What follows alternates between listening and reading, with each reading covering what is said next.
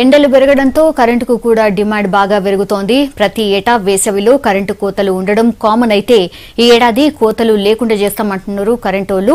ఇప్పటికంటే power demand మరింత పెరిగినా cuttings లేకుండా కరెంటు ఇస్తామంటారు ఆఫీసర్లు.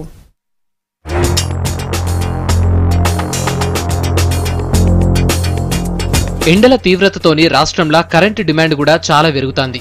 సమ్మర్ షురువైందో లేదో ఇండ్లల్ల ఫ్యాన్లు కూలర్లు గిర్రుని తిరుగుతున్నాయి. ఇక ఎండలు ముదురుతోటి ఏసీల వాడకం కూడా పెరుగుతోంది.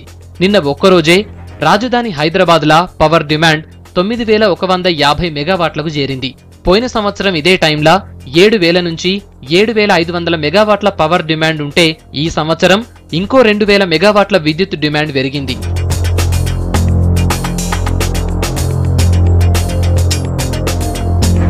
ఎంత పవర్ డిమాండ్ ఉన్నా కరెంటోళ్లు కోతలు లేకుండానే విద్యుత్ అందిస్తున్నారు. ఎండల తీవ్రత పెరుగుతుండటంతోని గిప్పటి నుంచి విద్యుత్ డిమాండ్ ఇంకింత పెరిగే ఛాన్స్ ఉంది.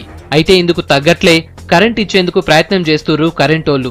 కొత్త లైన్లకు ఓవర్లోడ్ కాకుండా ట్రాన్స్మిషన్, జనరేషన్, డిస్ట్రిబ్యూషన్ సిద్ధం చేసిర్రు. తెలంగాణ రాష్ట్రం ఫార్మేషన్ అయిన తర్వాత దాదాపు హైయెస్ట్ డిమాండ్ రీచ్ అవ్వడం ఈ 2-3 రోజుల్లో 9150 మెగావాట్ల వరకు రీచ్ అవ్వడం అనేది ఒక చరిత్ర. పాత టైంలో 7000 మెగావాట్ల నుంచి 7500 మాత్రమే రికార్డ్ అయిన సందర్భాలు ఉన్నాయి. కాబట్టి 9500 కానీ లేదా దాదాపు 10,000 మెగావాట్లు టచ్ అయినా సరే దానికి సంబంధించినంత వరకు అన్ని రకాల ట్రాన్స్మిషన్, జనరేషన్ అండ్ డిస్ట్రిబ్యూషన్ని సిద్ధం చేసి ఉండడం అనేది ఒక చరిత్ర. గృహ వినియోగం, కంపెనీలకు కరెంట్ కట్ చేసినా కూడా వ్యవసాయానికి మాత్రం కరెంటు కోతలు లేకుండా విద్యుత్ అందించేందుకు ఏర్పాట్లు చేస్తున్నారు. రాష్ట్రం మొత్తంలా 270 ట్రాన్స్ఫార్మర్లను ట్రాన్స్కో నెట్వర్క్స్ కిందికి తెచ్చిర్రు. ట్రాన్స్ఫార్మర్లు గాలిపోయిన వెంటనే కొత్తది పెట్టే టెక్నాలజీని తెచ్చిర్రు.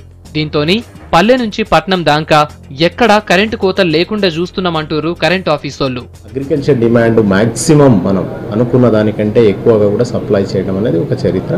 దాన్ని ఎటువంటి పరిస్థితుల్లోనైనా కావాల్సినట్టుగా రైతులు ఏదైతే ఆశిస్తున్నారో తెలంగాణ రాష్ట్ర ప్రభుత్వం ఒక్క నిమిషం కరెంట్ ఇవ్వకుండా సప్లై చేయాలనేది అయితే నినాదాన్ని దానికి తగ్గట్టుగా అనుకూలంగా సలహాలు సహకారాలు చేస్తుందో దానికి అనుగుణంగా సిస్టాన్ని తయారు చేసినాం. కంపల్సరిగా దాదాపు 10,000 మెగావాట్లు ఉన్నా సరే ఇవ్వడానికి సిద్ధంగా ఉన్నాం. రాష్ట్ర విభజనకు ముందు డిమాండ్ తక్కువ ఉన్నా ఎక్కువ ఉన్నా కరెంటు కోతలుండేవని, ఇప్పుడు పరిస్థితి మారిందంటూరు కరెంట్ ఆఫీసర్లు. రాష్ట్రంలో నిరంతర విద్యుత్తు సరఫరా జరుగుతుందంటూరు.